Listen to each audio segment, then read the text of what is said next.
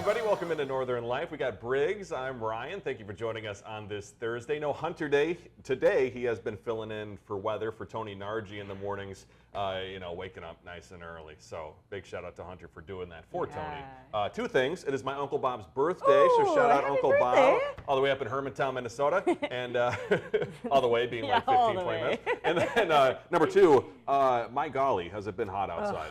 Oppressively hot. Yeah. I don't enjoy it. I love summer. Yeah. I wait for summer all winter long. But now I have turned to a fall mindset, and now I can't wrap my head around the heat. It's just been a little bit too much. I don't know. And you have a coffee here from Caribou. Is it a warm coffee? It is Did you a get a hot hot coffee on a day like today? Nice and toasty. Yeah. Oh, but I would be so upset if fall got cut short because we skipped from summer to a short fall to a long winter. But I know that it was pretty hot in the spring too. True. So our winter kind of got cut short. So. Right, and we did see a lot of rain in the spring. Yeah. And so it felt like, summer got bumped a little bit. So, maybe it's fair. Question though, do you get the fall flavors at this point when it's hot out? Can you do it or no? I'm not a big fall flavor coffee guy. Not even to begin with. Not even to begin with, no. I'm like a black coffee, no cream, just normal coffee guy. It is hard to order something though pumpkin themed when it's like 80 degrees out and sunny. I have tried the cold foam though before, and I know that what's the name of the international coffee? It's a really popular creamer. Starbucks? No, Starbucks also has cold foam, Okay. but the usual popular sweetener has a cold foam out now that is pumpkin spice foam, so that would be pretty tasty. But I usually just like it, no cream, no sugar, no nothing. All right, well, it could be worth a try. I'll have to look for that. Hey, coming up today here on Northern Life, we're having a chat with the Duluth Superior Symphony Orchestra as they get ready to kick off their brand new season on Saturday. I'll be sitting down with their music director as he shares what's in store for his group this coming year. And we're also going to share a really amazing story about a Minnesota World War II veteran who shares what his recent trip was like to Normandy, France. The 100-year-old former soldier recounts his time of service, getting to see Omaha Beach for the very first time. Very cool story. But first, even though Hunter's not here, we do get to bring you some more of our awesome oh yeah or oh heck no on this Thursday. So let's start with a back to school related story I've been seeing on social media. So as kids, when it came to getting ready for your classes, usually before the school year started, you would kind of associate what color folder goes with what class. Yeah. And so Briggs, this was the consensus online about which class would go with color. And so I believe it's like color coding. Yeah. So like usually the consensus is like science goes with green. It was something like math goes with blue. Oh no, not in my mind. What does math go with you? Red. Red goes with math? Red is math. I would always pick. Because I did not like math. So red is bad. Math. Hopefully is you bad. never get the red pen on your math test. Lots of that. Lots of that. Yeah. But other things like I believe like history. Well, for me, history or social studies was red, and then something like English would be like a yellow or a black. Oh, interesting. Yeah. Okay, I think social studies for me was yellow. Okay. Or history was yellow. Yeah. But I can't remember like English or anything like that. But interesting. It is kind of interesting to think about how our brains work in that manner, because some people are, it's usually pretty 50-50 on some of those classes, but it seems like science for the most part is green. Yeah, it has to be green. Earth is green. Earth's got a lot of blue though. That's true. Maybe more blue than green. But, so it's interesting. What did you say blue was for you? Math. Yep. Oh, interesting. Okay. I don't know why. Yeah. Did you get corresponding then book covers to go over? Like, so you had the yellow folder, the yellow book cover, the yellow. No, you didn't do that. I didn't have that. I wasn't that cool. No, neither was I. We always wrapped our books with the paper bags. Okay. And then we colored on it. Oh, on nice. The outside. Oh, how about that? Yeah. That's so good. That's not a good idea. necessarily color coded. Never wrapped it. I just hope for the best. Yeah. I spilled apple juice on one of my main books one time in my backpack. That was not good. Oh, I bet your teacher was not happy. No, it was very sticky. Not ideal. So I guess I'll give a oh heck no to the color arrangement because I had a different color. I'll say oh yeah. I think it's right in my mind for the most part. Okay. Well, though it may save space, trash haulers are asking Minnesota residents not to crush their containers before recycling them. Recyclables are often sorted by shape, meaning that aluminum cans, milk jugs, and juice cartons are more likely to be properly recycled if they retain their original dimensions. A flattened aluminum can, for example, would be harder for a machine to recognize because of the smaller total surface area. So Ryan, you guilty of crushing your containers before recycling? Oh yeah, or oh heck no? I love crushing cans. It's so fun. It's something instinctual. I love crushing cans, but I could see why that would be a problem. And I would argue, though, you know, it saves me space in my recycling bin inside of my apartment if I do crush it. Otherwise, if I don't crush it, then I have to make more frequent trips down to the larger recycling can downstairs. That's fair. That's fair. So how do you crush? Do you crush with your foot? Like, do you with your I hands? do the sideways crush. Oh, Yeah. with your hands. How about that? Show his strength.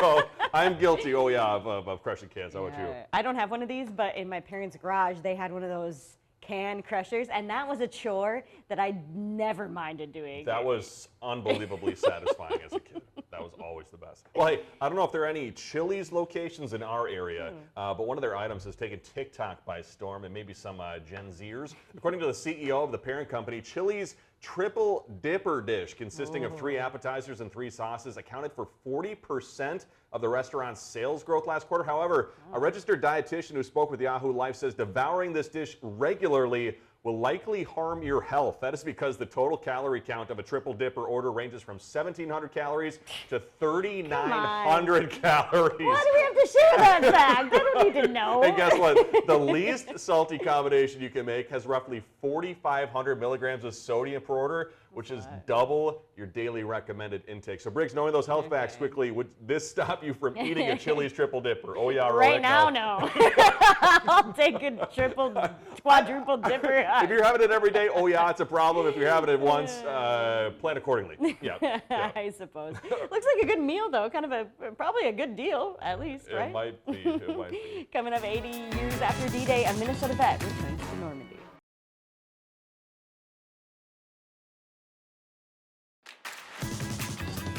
Welcome back, everybody. A few months ago, a Minnesota World War II veteran got to see Omaha Beach for the very first time. He was a prisoner of war during D-Day, and with the 80th anniversary this year, he returned to France, sharing his incredible trip and memories from that time of his life. John Lauritsen shares his story. What I enjoyed most, good heavens, I enjoyed the whole trip. It had very much of an effect on me. 9 days in Normandy. It's a place Les Schrank had always wanted to visit, a chance to see Omaha Beach for himself and to try and understand what happened here. What was it like walking down to Omaha Beach? Very, very emotional. We were with him when he made that walk. It was the day before the 80th anniversary of D-Day.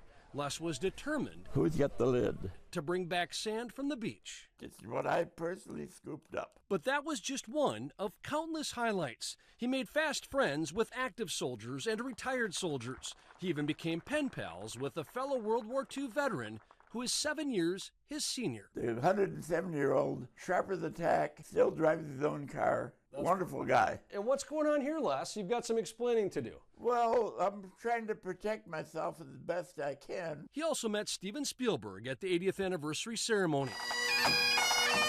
But for Les, it was the people of France who made this trip unforgettable. They were lined for blocks and blocks just to see us, sometimes 3 and 4 deep. I wasn't expecting that at all. It just was overwhelming.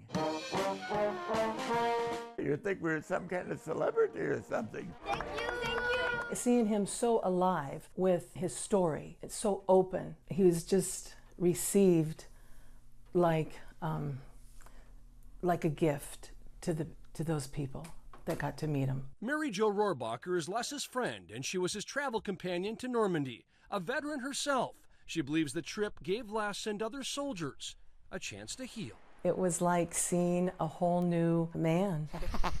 See Les interact with other veterans. It's just pretty amazing. Every veteran I talked to says it's the highlight of their life.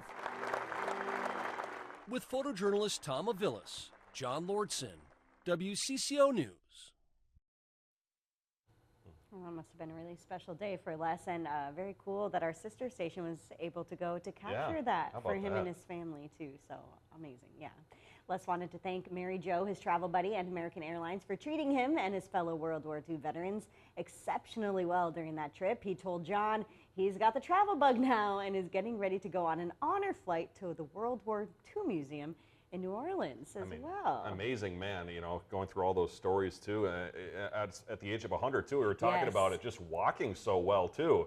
I was joking with Briggs, you know, I'm 28 and my back's currently so bad that I can barely walk, but an amazing individual. So big congrats to him for being able to take that trip. I know, I hope he gets to go to New Orleans soon. Yeah. That'll be awesome. Well, in the little town of Arco, Minnesota, one place definitely stands out from the rest.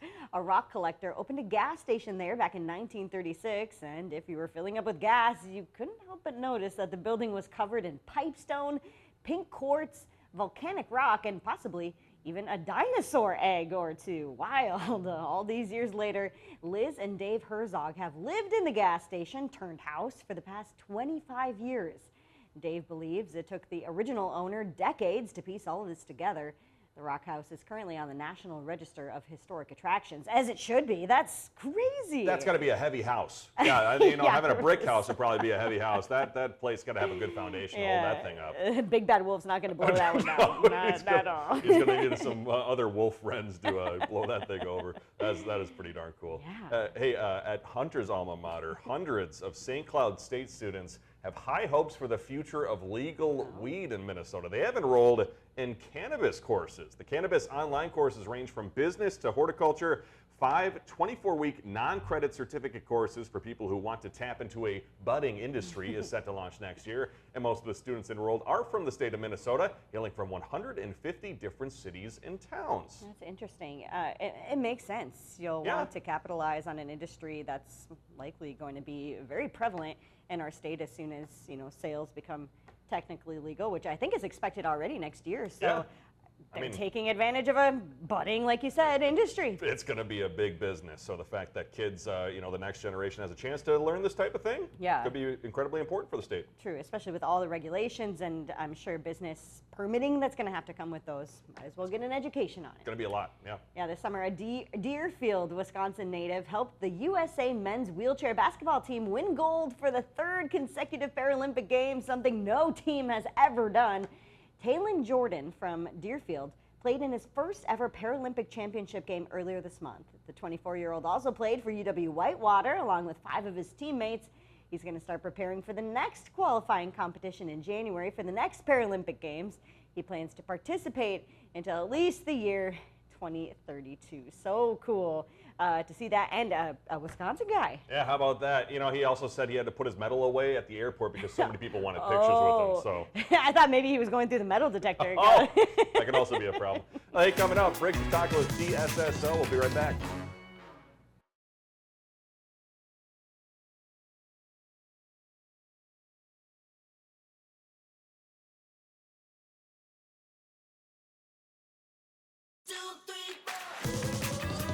Welcome back, everybody. As we get ready for the changing of the seasons, the Duluth Superior Symphony Orchestra is also getting ready for a new season.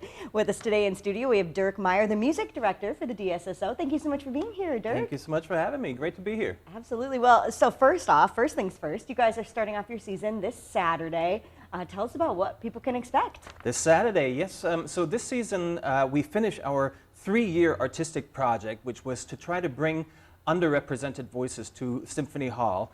And the first year we played a lot of music by black composers and female composers, and this year we're focusing on American music, especially contemporary American music. And so on Saturday we kick it off with American Rhapsodies. Not all new, but some. We have Dvorak's American Suite, then the Minnesota premiere of Peter Boy's new Rhapsody in Red, White, and Blue, a little short piano concerto. The Symphony No. 1 by Samuel Barber, and then the very famous Rhapsody in Blue by George Gershwin. Oh, sounds wonderful. And a really awesome show to kick off the season, I'm sure. But you guys have a whole lineup we have full a whole of fun this fall. Tell us about what you guys have planned. Absolutely, yeah. We have some more premieres coming up, actually, but also some traditional standards, if you want. We have Mozart, we have Bruckner, Wagner is coming up, Sibelius is coming up, Mendelssohn, the Minnesota premiere of a new concerto, English horn concerto by James Lee III is coming up as well. And we end our fall-winter season with our holiday spectacular, a real great concert for the whole family that we put on every year.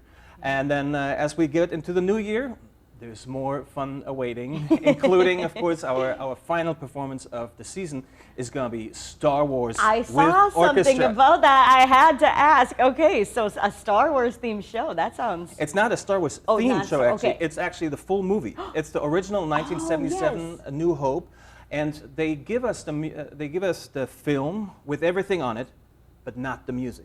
So the That is so orchestra cool. performs live the music, the entire music soundtrack from that movie, while the movie plays, and hopefully we can line it up really well. What a cool experience. And you guys did something similar for Jurassic Park recently, right? We did. Okay. Jurassic Park. We've done these in the past. Wizard of Oz we've done as well.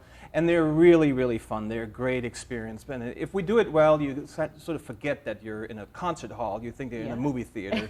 But then still, I mean, obviously the sound from the orchestra is way more impressive in a concert hall than it is in a movie theater. I can only imagine. So with such a diverse lineup like that, how do you curate your list of performances for the season?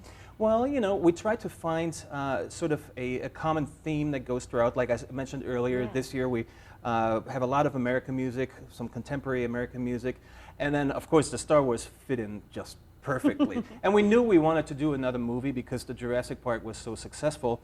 And I've been wanting to do Star Wars for so many years, and I've conducted the music many times, but never the full movie, and so it just had to be Star Wars. Oh, so cool. And real quick, if someone might be wanting to come out to the symphony for their very first time, what would your advice be for them as they consider buying tickets for a show? Just come as you are. You know, many people believe that orchestra concerts, they're, you know, you need to dress up and you need to, you know, don't make a noise. But it's really not like that. You know, we have some people in suits, but we also have very casual audience members as well. And just enjoy the show. You don't need to know anything about classical music in order to enjoy it. Awesome. Well, thank you so much for being here, Dirk. Excited for the season opener on Saturday. If you want to check it out, that starts at 7 Saturday night at the deck at Symphony Hall. You can find more information about that and the rest of the season on our website. We'll be right back after the break.